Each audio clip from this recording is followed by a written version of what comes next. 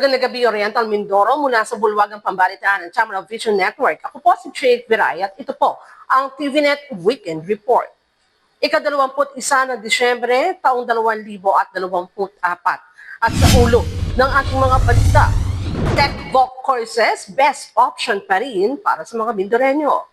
Ayon sa TESDA Mimaropa, mga amyenda sa Rice Tariffication Law ganap na batas na pangakong tinupad ayon kay Congressman Arnon C. Panaligan. At RCDC Santa bumisita sa pamaskong handog para sa mga SNED learners. Ibigay ang maximum satisfaction ng pamilya at sa negosyo dahil tuloy-tuloy pa rin ang high-quality service mula sa una at pinagkakatiwalaan sa fast internet connection plus cable TV sa buong Mindoro, ang Tamaraw Vision Network. Serving to the max, sa TVNet kami. Una sa Mindoro, TVNet pa rin. For inquiries, magpunta na sa pinakamalapit na TVNet office sa inyong lugar.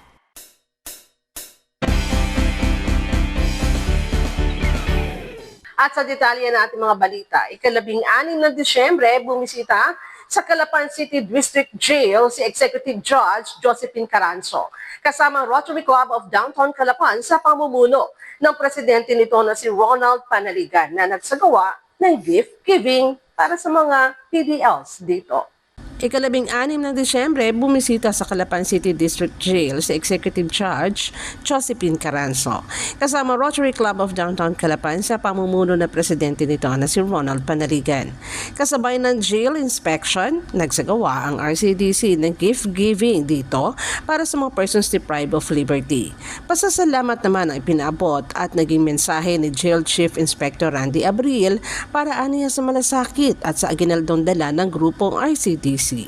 Sa mensahe ni Judge Caranzo, pinaalala niya sa mga PDLs dito na di nakakalimot ang Supreme Court sa kalagayan ng mga ito, ganun rin ang mga nakaupo sa husgado.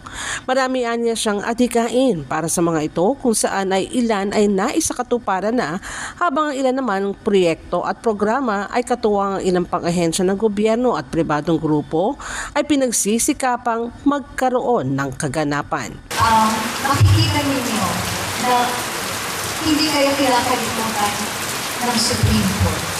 Hindi kayo kinakalimutan ng mga nakaupo sa husgado. Ang Supreme Court ay nagbago na kami ay bumisita sa jail. Although even without that mandate, wala pa yung circular na yun. It was my personal desire to bisita kayo.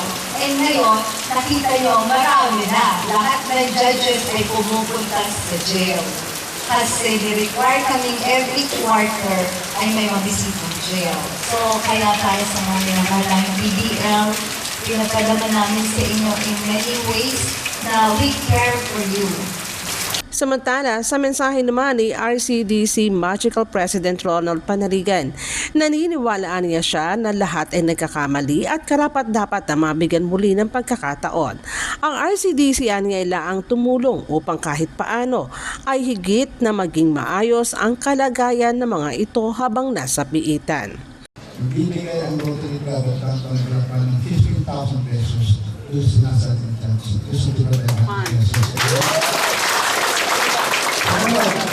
Doon sa sinasabi kasi nila, doon sa bed frames, tama ba? Sa bed frames, nagbibigay ang Rotary Club of Downtown Calapan ng 20,000 pesos worth of materials para sa bed frames. Hindi ako ulitin tao, gagawin natin. Hindi ulitin tao ang Rotary Club of Downtown Calapan. Gagawin mo namin yan. Pag-usapan na namin kung ano yun namin binigay. Sumunod, may problema kayo sa tubig. Namin. Magbibigay mo kami dito ng water purifier para sa mga. And that is worth 27,000 pesos.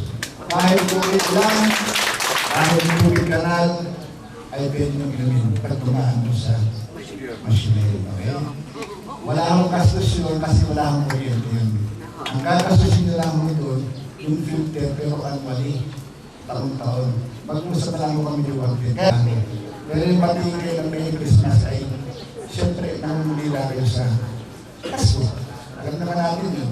Nangungulila kayo sa pamilya nyo, sa asawa nyo, sa anak nyo. Tama ba ka? Tama yung sinabi ni Judge, lahat naman tayo nagkakamali. O yung maaaring kayo malaman, ay bumangat sa batas. Bukod sa mga ginaldong handog ng RCDC, nagpahayag rin si Panaligan ng pagtulong sa pasilidad kabilang na dito ang problema sa tubig. Nangako siyang magbibigay ng water filter at cash donation para sa pagsasaayos ng ilang kagamitan sa nasabing piitan. Napuno ng kasiyahan ang Christmas party ng mga lolo at lola na isinagawa sa inisyatibo ng United Senior Citizens Association of Calapan City, Oriental Mindoro o USCACOM. Ika-12 na Disyembre na ginanap sa Calap Gymnasium City Hall Compound.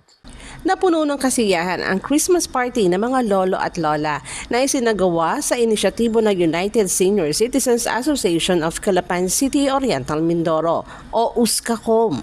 Ika-12 ng Disyembre na ginanap sa Calap Gymnasium City Hall Compound. Binigyan tema ang selebrasyon na ang Pasko ni Lolo at Lola 2024 na sinimulan sa pamamagitan ng isang banal na misa. Matapos ang misa ay agad na sinimulan ang programa kung saan ay nagbigay ng kanilang mensahe. Sina USCACOM President Angel Albo, CSWD Officer Juvie Bahia, City Councilor Marian Tagupa at si City Mayor Malu Morillo. So sa inyo pong lahat, ang aking pagbati ay huling ipinahatid at alam ko kayo ay masisiyahan dahil bukod sa kayo ay Pasko, yung balita, dala at hatid ng city government sa pangunguna ng ating minamahal na punong lungsod na si Mayor Malu, tiyak na matutuwa kayo dahil yung pinakahihintay natin na social assistance program, yung ating hinihintay na 2,000 sa mga hindi tumatanggap ng social pension ay natatanggap na po sa susunod na linggo. Na sa ganitong okasyon na ginagawa natin ay may mga kabataan na nag-participate sa atin. Tulad po ng nakita natin kanina na magsasayaw yan ng mga kabataan. Maaari po sila ang maging second generation ng ating USCACOM. Ngayon pa naman ay naiipon natin sa kanilang isipan, sa kanilang puso, sa kanilang damdamin ang pagdadalos ng ganitong pagkakaisa. Hindi lamang dahil sa Pasko, kundi araw-araw natin gawin ang ating kawang gawa sa sinumang nangangailangan. Yun lamang po ang mensahe at pinagsasalamahan ko po ang tagasapol ng mga kabataan na nakipagkaisa sa ating okasyon.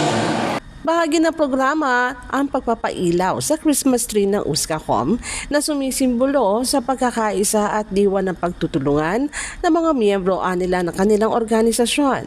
Kinaaliwan rin ang iba't ibang pagtatanghal sa mga intermission numbers kung saan ipinakita ng mga seniors ang kanilang walang kupas na talento.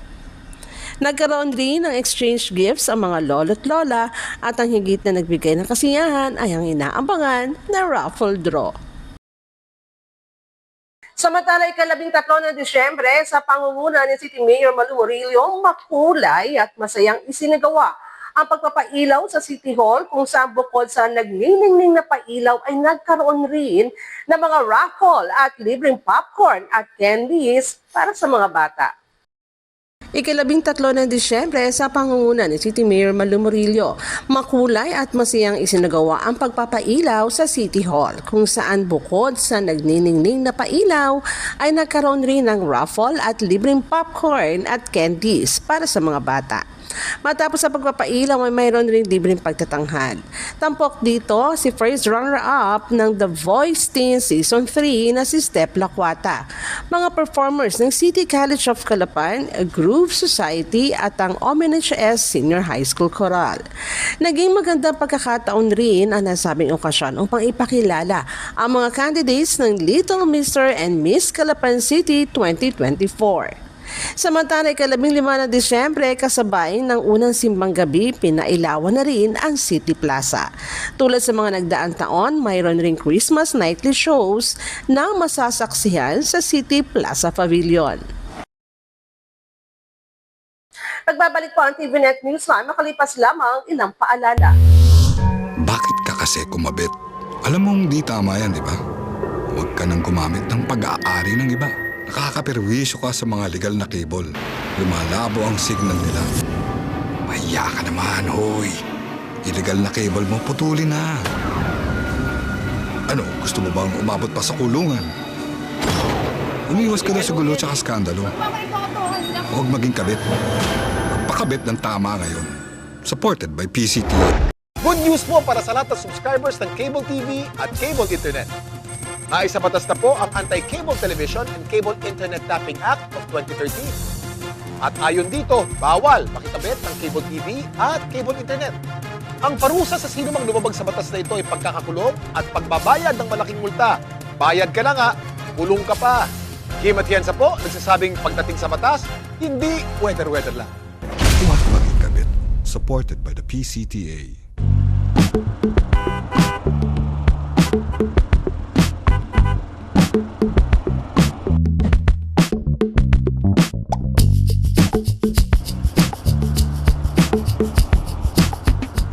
Ibigay ang maximum satisfaction ng pamilya at sa negosyo dahil tuloy-tuloy pa rin ang high-quality service mula sa una at pinagkakatiwalaan sa fast internet connection plus cable TV sa buong Mindoro, ang Tamaraw Vision Network. Serving to the max, sa TVNet kami. Una sa Mindoro, TVNet pa rin. For inquiries, magpunta na sa pinakamalapit na TVNet office sa inyong lugar.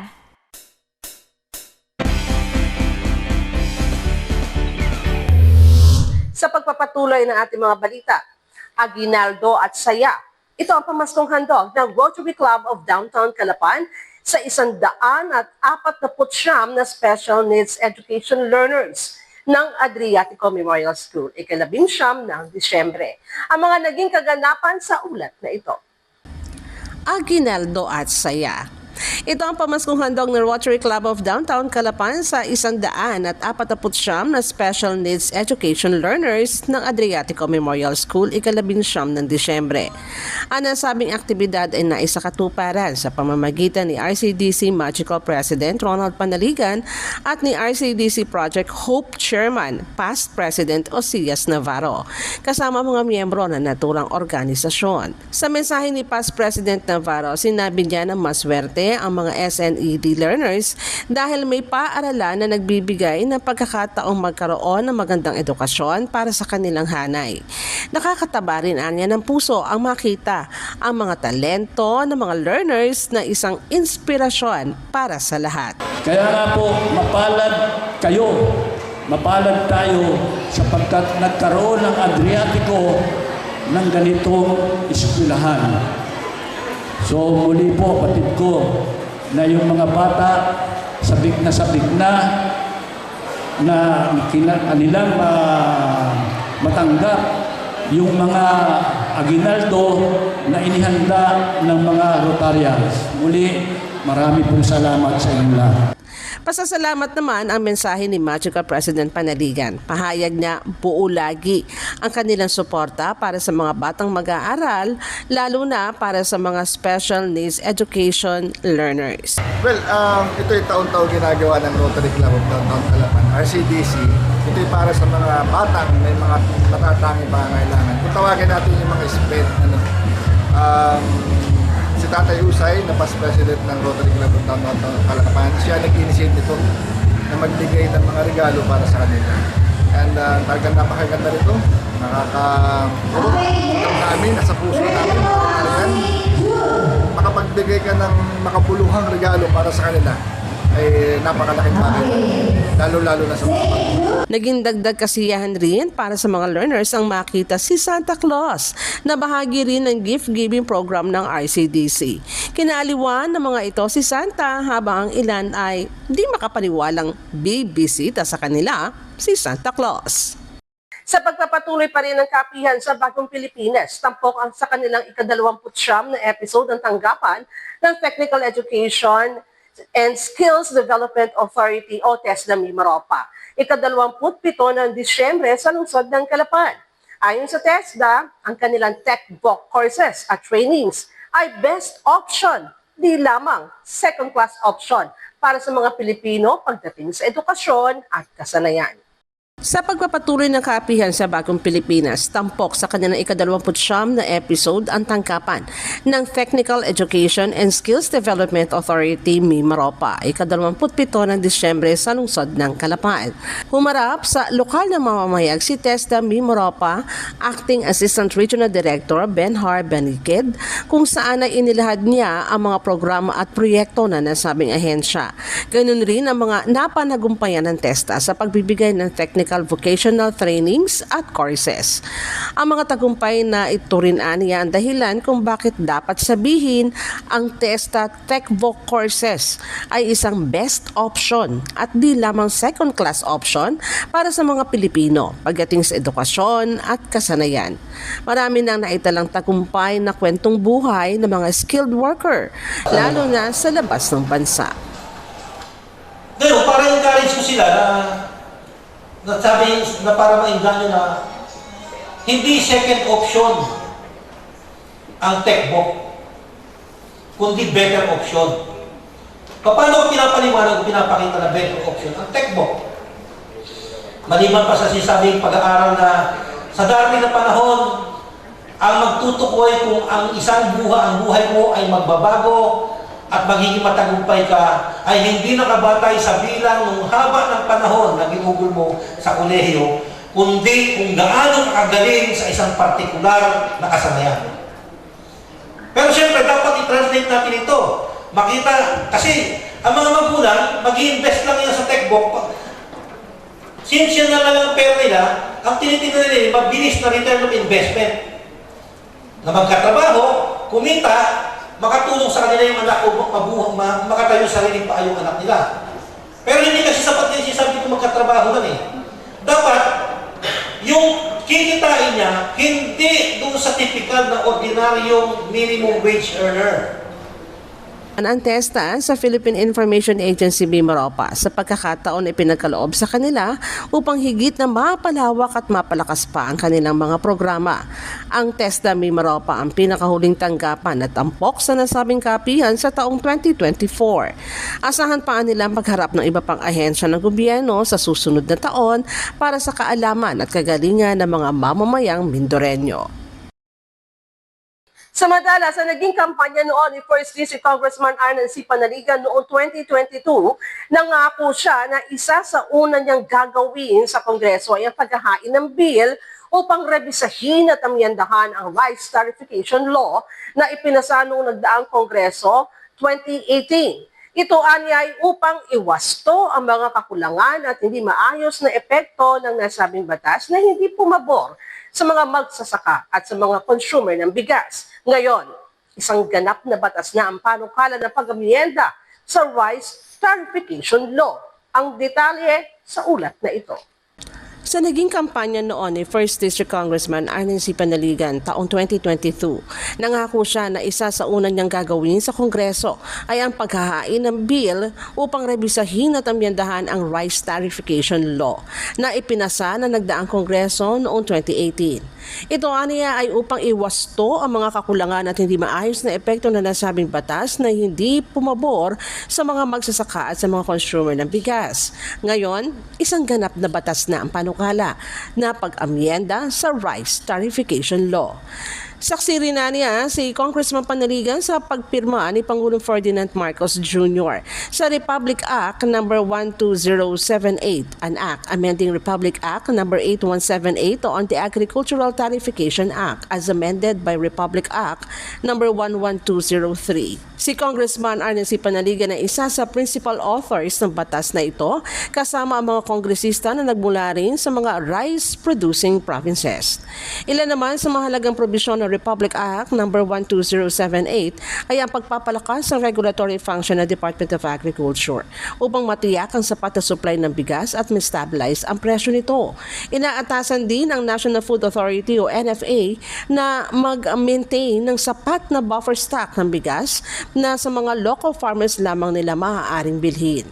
Para sa kapakanan ng mga magsasaka, kasama sa mga amyenda ang pagpapalawig ng Rice Competitiveness Enhancement Fund hanggang 20 2031 at pagpapalawak ng paglalaan nito tulad ng farm machineries na bukod sa mga tractors, seeders, harvesters, threshers at iba pa.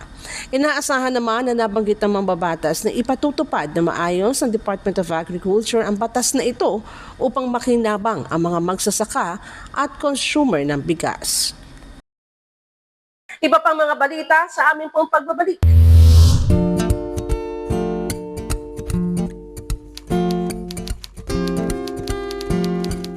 Inday, pakiligpit nga itong mga kinalat ng mga bata. Noon, gusto ko makapag-aral. Pero walang oras dahil full-time ang trabaho ko. Pero ngayon, dahil sa online classes ng Solar Learning at DepEd Alternative Learning System, natupad na ang pangarap kong makapag-aral. Good day, ka-learners! Welcome to another episode. Hindi ko na kailangan pumasok sa eskwelahan. Nakakapag-aral ako sa oras na gusto ko. Anytime! Nagkaroon ako ng second chance sa pag-aaral. At dahil recognized ito ng DepEd, sigurado ako sa diploma. This lesson, You should be able to... you learn about the persons. Sa wakas, matatapos ko na ang high school ko. May salamat din nga pala kay ate. Ina-sponsor niya ako na ma-enroll sa Solar Learning.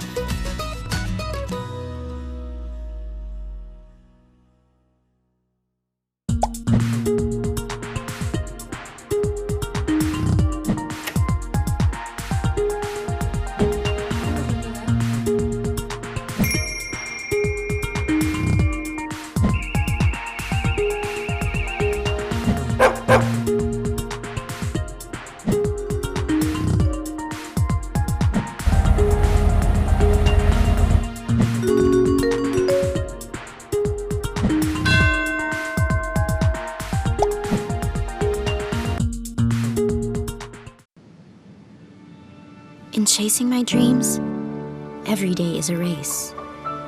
For every second I dedicate and every effort I put in, I want bigger results to come out.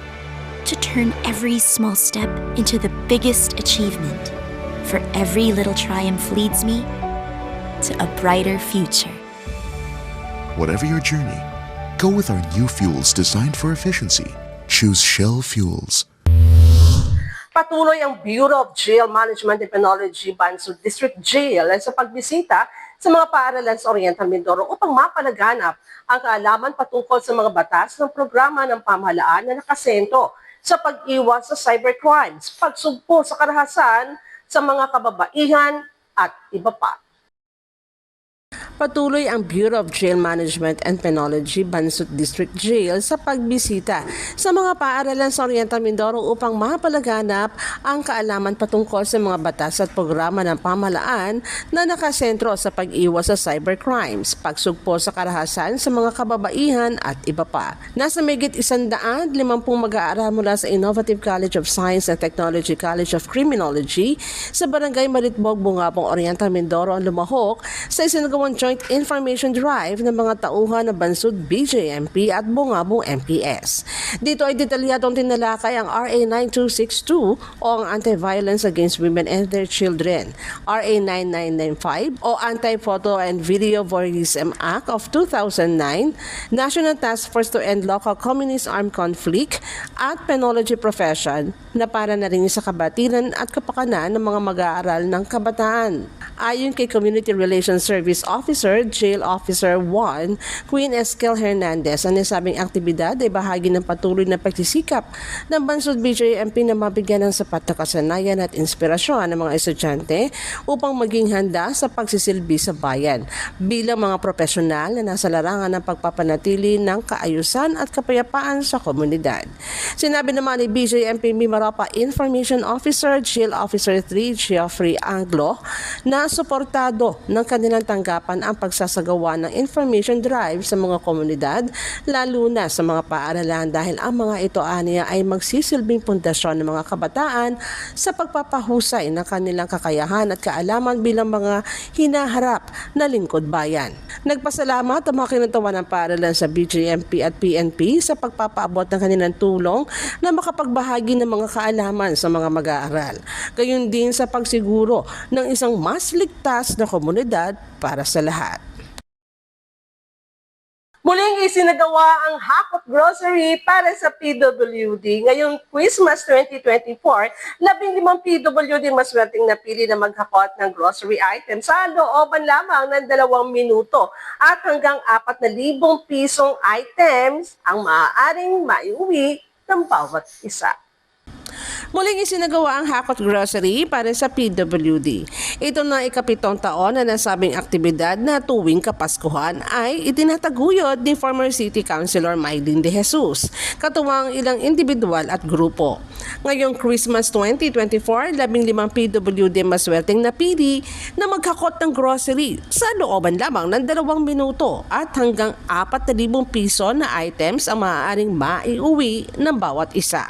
Pasasalamat naman naging pahayag ng mga benepisyaryo na nila ay malaking tulong para sa kanilang pamilya, lalo na ngayong nalalapit ang Kapaskuhan. Kaya maraming salamat po sa kanila. Ay maraming po salamat sa pinagkaloob mo sa amin para po sa mga may kapansanan. Thank you po. Ay tuwan-tuwa po kami, masayang-masaya dahil ngayon lang po kami nakaranas ng ganitong pagkakataon. Ang Hakot Grocery para sa PWD ay sinimula ni De Jesus noong konsihala pa siya at chairperson ng Sangguniang Panlalawigan Committee on Senior Citizens and Person with Disability. Maaari niyo rin po kaming mapanood sa YouTube at time lamang ang TVNet Newsline. Bisitahin at ilike rin namin Facebook page Newsline Channel 10. At yan po ang kabuuan ng mga balita na kalap ng Newsline staff and crew sa mga nakalipas na araw. Para po sa inyong comments, suggestions, mga impormasyon na nais yung iparating sa aming programa at tumawag po lamang sa TVNet Hotline sa numero bilang 043-288-4240. Ito po ang TVNet Weekend Report, katotohanan at serbisyo hatid sa mga Mindoreño. Ako po muli si Jake Viray na nag-iiwan sa inyo ng isang magandang gabi at marami pong salamat sa inyong walang sawang pagsubaybay. Merry Christmas!